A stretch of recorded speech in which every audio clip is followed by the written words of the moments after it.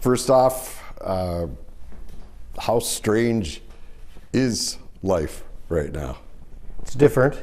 I've never had this experience. Obviously, I've been fired before. I'm going to get fired again.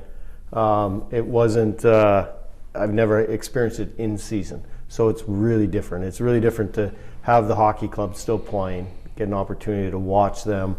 A couple of nights ago, going to watch again tonight. So yeah, it's different, but there's nothing I can do except look forward one day at a time. My mom taught me that a long time ago, so I'll live that way. Your philosophy with this club was always as a group. What you asked of your players, you asked of yourself, you asked of your staff. Where did that philosophy come from for you, and why do you think that seemed to work so well? I think it's just been built through years of playing, going through the process of being a player, going through the process of being a coach, and I was a pretty good player in junior, but I was never the best player in the NHL. So I put a lot of benefit into being a team player, to being a team guy, to being everybody pulling in the same direction, forget about what your skill set is, and incorporating everybody into a system when you're coaching as a player, buying into the system if you're a first line guy or fourth line guy. So it's just kind of been built up over time. I know that I've been a good leader when I was a player. I've continued that as a coach, and I look forward to continuing it even further. When did you know that that was the right approach? Because obviously you stepped in and you had a philosophy at juniors, but this was your first National Hockey League, and these are elite players, and a lot of their skills have been developed on their own and doing their thing to get themselves to that. How did you know that that kind of philosophy could be sold to players of all different skill levels? It's a great question, because the game honestly has changed. The players have changed. There's the social media, there's money, there's agents and entourages with these players now. But end of the day, it's a game. It's hockey, and that's what you have to remember. And the players, they still want to have that team aspect. They still want to. They know that to have success, it can't be just one individual. It has to be a group of guys put together. Hopefully the pieces all fit, that you work together to play. So it's not that hard to sell. It's just a different sell to the players of today than it was the players in the 80s when I played. Your team, first of all, you may not agree with this, but it seems like the last couple of seasons you got that group to overachieve and to have so much success. Do you think that may have been what led to your demise here? I've heard that, and it's possible that it's true. We've had a lot of guys that had career years. When you have a career year, can you have another career year and another career year? I don't know. Hopefully they can. But yeah, you push and you push and you push and you push buttons in order to get guys to compete and to battle. And we had success. Do we believe that we're going to have continued success? Sure. A lot's been made of the cap restraints. I have never talked about it publicly, but it's reality. Would I have liked to be the head coach with $15 million worth of talent on this hockey club that's built right now, the foundation that we've built right now as far as work ethic and pride and grit and determination and how we play the game, to add $15 million worth of skill set to that group? Yes, of course we would. And that's the most disappointing part, is that you go through this process and you know that it's there. You don't complain about it. You just coach the team that you're given. But would it be nice to see that through? 100%. And we just didn't get that opportunity. Yeah, I mean, that's, again, because that wasn't part of your doing, right? You didn't say, gee, we should buy out these players. I think we'll be better. That's obviously above your pay grade because those are long-range decisions.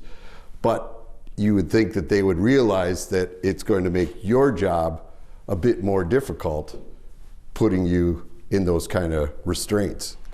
Yeah, and honestly, I know Billy Guerin knows that. Like, Billy knows that, and he stated to me that fact. The problem that arose is that we struggled, obviously, at the start of the season here. Do I think we could have pulled them out of it? Of course. Do I think we were on our way to coming out of it? Of course. But I get what he did. We tried as a staff, I tried as a head coach to spark the group, to spark individuals through different tactics that a coach has. And I guess Billy sat back and said, well, okay, it's not working. He tried. He came in, yelled at them, right? So that he tried to spark them too. We all did.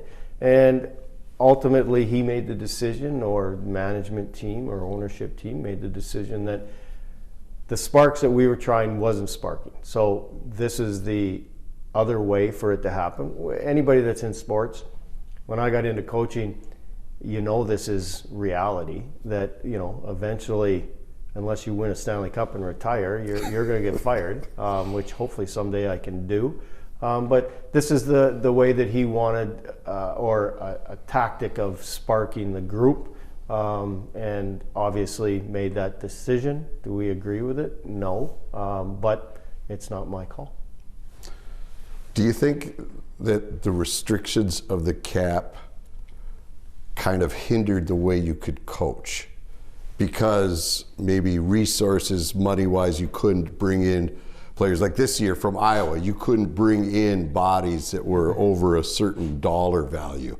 And maybe you couldn't sit people because of, I can't do that because I don't have the resources to replace them with the person I'd really like to grab that's in the system. I'm not talking about trading and bringing in players. No, I understand that. To answer the question, no, because that's out of our control. So sure, that's a tactic, that's a gun or whatever you want, a bullet or however you want to say it, I'm going to send you down. But reality is you can't do that anyway in the NHL now, right? Everybody's got a cap restraints, and guys have contracts and one-way contract. So it's no different. We have this group. I like this group. They play hard. They are passionate. They are good teammates. It's a great room. They work hard in practice. They have all those elements. It's just when things started to snowball and different reasons, missed our captain, some goals were going in that didn't go in, our penalty kill struck, some guys weren't scoring. You try to do some other things to tweak the group and to coach the group. And unfortunately, we didn't get to that point quick enough. You said you felt you would get out of this if given the time. Were you surprised at how the season started and how it ended up in a situation where it got to this point, that your tactics from previous years weren't sparking the group? Yeah, well, listen, we didn't change a whole lot. Like, after we lost in the playoffs last year, sure, did we do some things that will allow us to change or have a couple of different thought processes when we get to the playoffs, and we can we flip our PK into doing something else and make adjustments? Sure, we tried and we tweaked a few things systematically, but end of the day, our approach is the same, our systems were the same. It's just we had some elements of why we didn't get off to a great start. We had some games that we were out chancing teams, and the puck just simply wasn't going in the net. Are we giving up more scoring chances than we did last year at this time? No. But there's circumstances that allowed the puck to go in the net. And with injuries and with everything, you can make as many excuses as you want, but that's reality too. When you lose Jared Spurgeon, arguably one of the best defensemen in the world. You're not going to keep the puck out of the net as well as you are with him in the lineup, and not to mention some injuries and other injuries and what have you. But end of the day, we felt that we could have got out of this situation, and honestly, we thought that we were on the right track to doing it. We just didn't get that opportunity.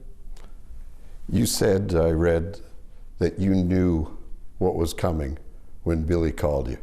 How did you know that? How did that play out? Well, to make it clear, I didn't at one time feel that we were going to get fired this year. Like, up until the point where when your general manager calls you and says, could you meet me in my office after practice, like at 2, I think it was 2 o'clock in the afternoon. We had practice, gone through meetings, and then he called and he asks me to come back and meet with him in his office.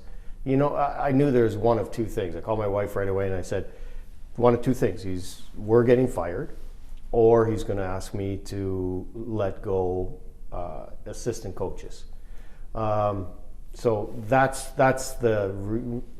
what I felt, that I knew that there was something like that coming down.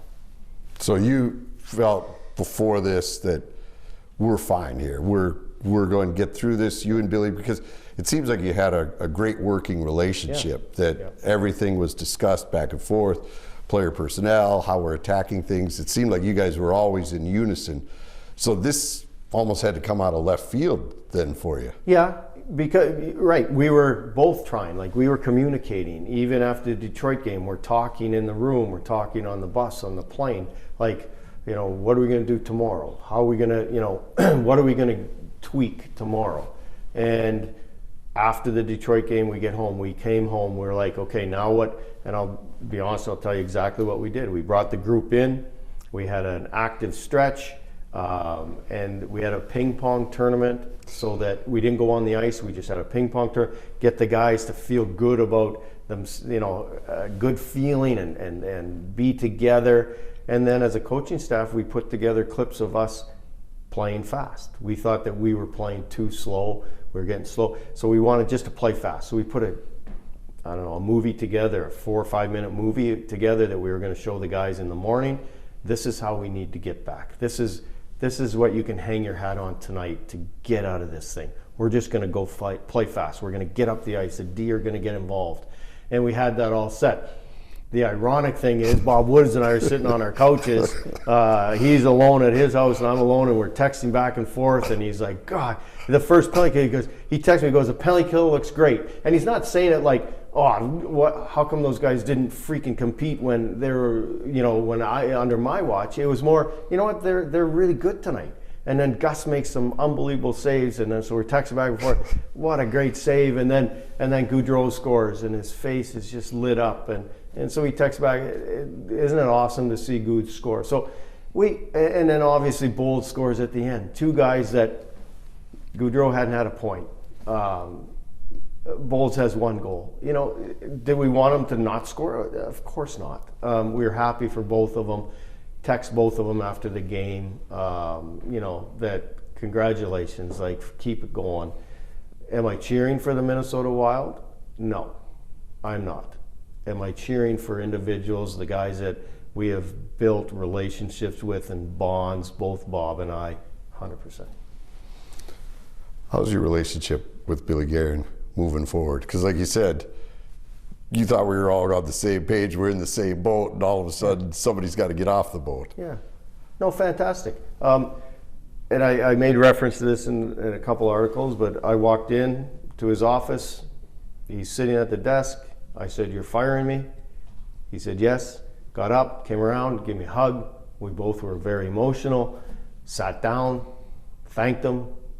We talked about the team, we talked about him and I and what we've accomplished here as far as setting the foundation and the work ethic and creating this culture that they can move forward with. I'm very proud of that. And I thanked him for the opportunity.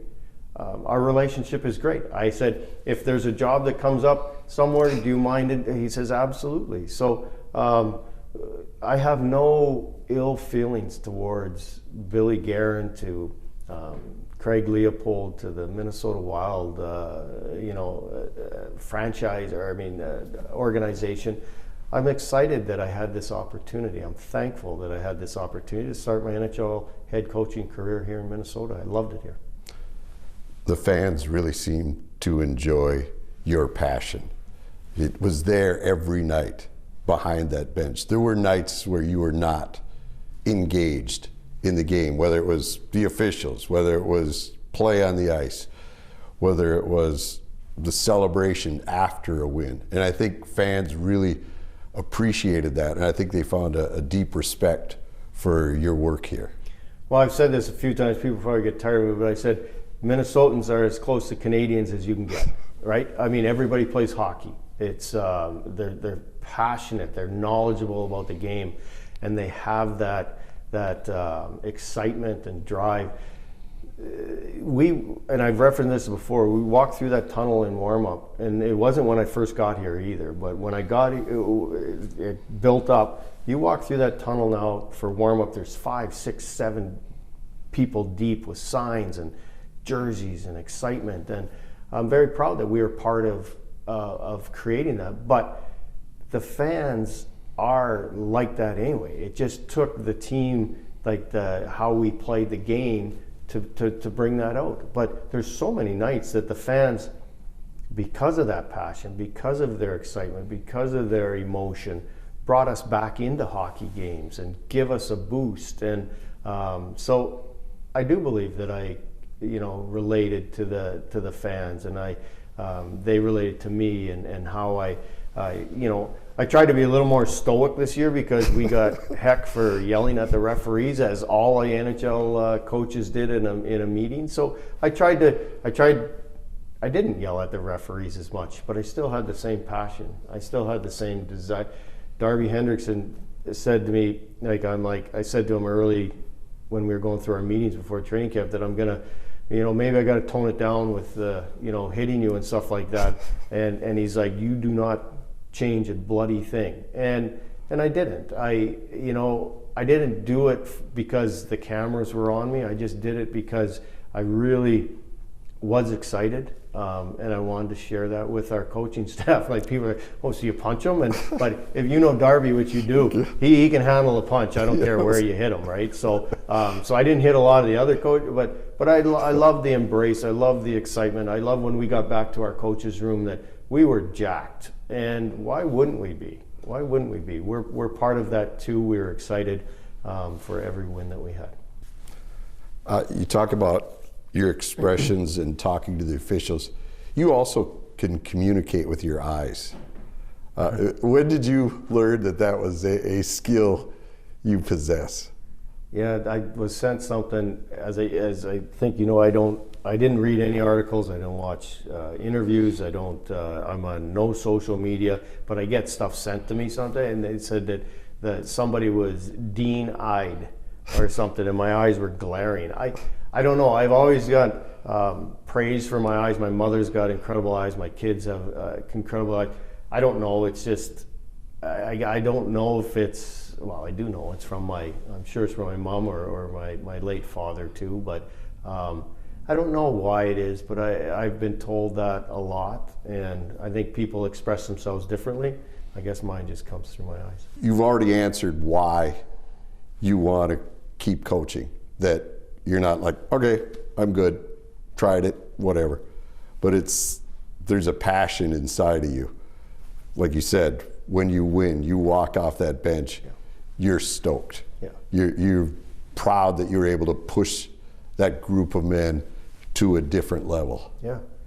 Yeah, you feel that. The highs are incredible. The lows are also incredible. And there's sometimes even when through this last little stretch, you're so down. You're so down. But then as soon as you get another high, you forget that low, right? It's incredible. My passion as a hockey player was to win the Stanley Cup. I didn't get that opportunity. I had opportunities, but I didn't achieve it. My goal is to win a Stanley Cup as a head coach. I dream about it. I think about it. I think about lifting the cup, Craig Leopold asked me one time, like something on the effect of that. And I said, I see myself lifting it in a blue suit, that's what I see. And that's what I want. So yes, every single, and you got all those little accomplishments, which are wins and seasons and hopefully playoff runs. Yeah, you feel that passion, you feel that excitement of helping a hockey club win now. And I did it as an assistant coach, and now I try to do it as a head coach.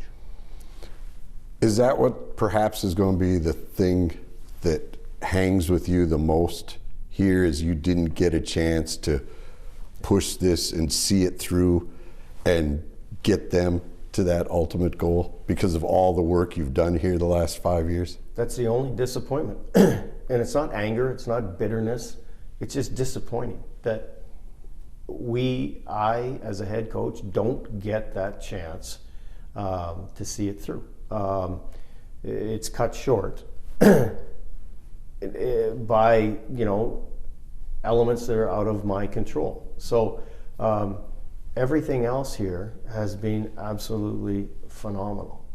And I mean phenomenal. I love living here. I love coaching here. I just everything has just been amazing. So that's the only part that is disappointing. Are you surprised that this became home for you as much as it did? Because you've been in other cities and with other organizations. Was there something different about St. Paul and the X and being in this environment than maybe in other cities? I think it's the people, right? The people, just with that passion and that drive. You don't get that in a lot of other places. I've been to other places, and I don't want to downplay. Every place that I've been, we have dove into the community and dove into the every part of living where we have coached or played. But this was different, and we have been here for almost 5 years. I think this is my 5th season here, one as an assistant. So you do create and build friendships outside of the game, which I have a lot of. I have a lot of golf buddies. I have mainly golf buddies. But my wife has friends too outside, and so yeah, you grow. I know Bob Woods is the same way. Him and his wife, they have people outside, and so you try to dive right into the community, and then so when something like this happens, it's like, now what, right? But hopefully that new adventure comes, and you can start building another spot and other relationships, and create that and try to win hockey games and obviously win in the Stanley Cup. Working with young players and developing these guys and walking them through, how proud are you when you look at players that you have elevated their game and made them stars in this league? Yeah, help them, right? Help them become. Ryan Hartman helped him become the player that he is. Playing with Kirill Kaprizov and Zuccarello, and I can go down the list of just. It is, you're proud. When I coached in the minors, you were proud to see a guy get called up. When a guy has success in the National Hockey League level, yeah, you're proud of it. It's them that ultimately do it, but you do take pride in giving them maybe the confidence or giving them a thought process that allows them to go out and play free and be in a spot mentally and physically to have success and individual success, and then ultimately you hope that it turns into team success. When you said envision yourself with the Stanley Cup, you got to do Scotty Bowman when he went and put on his skates so you could take the lap. But see, I wouldn't do that. And I'll tell you why. Okay. I'll tell you why. Because I was a player, and I would want my skates on as a player. I'm not a player anymore, and so I thought of it, right? Yeah. I've thought of that. Boy, that would be kind of cool. But then I'm like, no, I wanted to lift it as a player with my gear on. I'm not a player anymore. Now I want to lift it as a coach.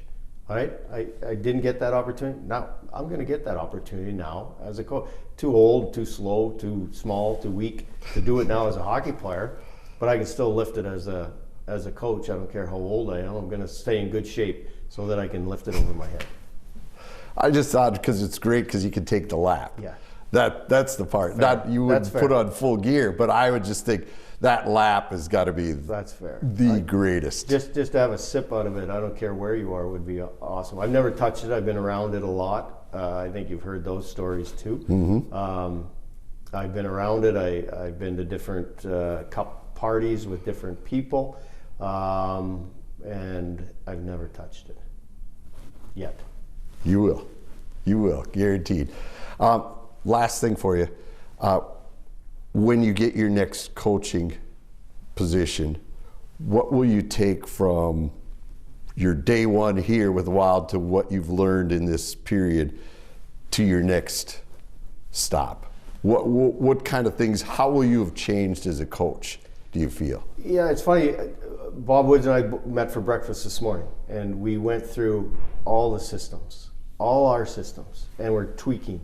What would you do something different? Would you do something different? And then now we're gonna reconvene it or reattach here in a couple of days and go. We're gonna watch because we're not working. Doesn't mean we're not working. Like we're still watching. We're still working. We're still seeing the best penalty kill is now the LA Kings. We're gonna go watch that. So that we can help ourselves. Hopefully, be better coaches in the future. The one thing that I keep coming back to is, through this stretch at the start of the season, we have tried to spark the team in so many ways. You know, it's been made public that Billy Guerin came in and gave it to the group. I yelled at the group. I brought them in individually and yelled at them and challenged them, and I challenged our leaders, and because that's what you do to try to get that spark. Would we have been better off just to go, okay, let's just, and we did a bunch of times too, just calm, but would we be better off just to, do that consistently? I don't know. But that's one area that I'm really thinking about now, that when you get into those type of spots, why change, right? But then you think, if you don't, and you don't have success and this happens, and you go, well, why didn't I challenge the guy that wasn't scoring? Why didn't I change the lines? Why didn't I change the penalty kill? Why didn't I put different personnel on the PP, right? You get challenged on that side too, but that's one area that I might really consider, is that if you get into this spot again, and we go through a losing streak of 7 games, do you just, you know what? Just be positive, just continue to try to help the players as opposed to challenging them so hard. I'm not sure which way to go yet. Yeah. I mean, you think about it, you're the Wild's all-time winningest coach in winning percentage. This is just 7 games. When you look at the whole picture of everything you did here, this is just a 7-game window. Yeah. It doesn't seem like a logical conclusion. No, it doesn't. And hence why I don't agree with the decision. I mean, as much as I say, I understand why Billy did, I still don't agree with it, right? Like I said, did I wake up a couple days ago and think I'm a crappy coach? No, I'm still the same coach. I'm still got the same passion. I still have the same tactics. I still have the same adjustments and systems and practices and all that kind. I'm still a really good coach. Do I think it was early? And the big picture, did we do a fantastic job here? Yes. Perfect. Anything else you want to put out there? No. Well, I'm good, man. All right. Thank you so much. Thank you.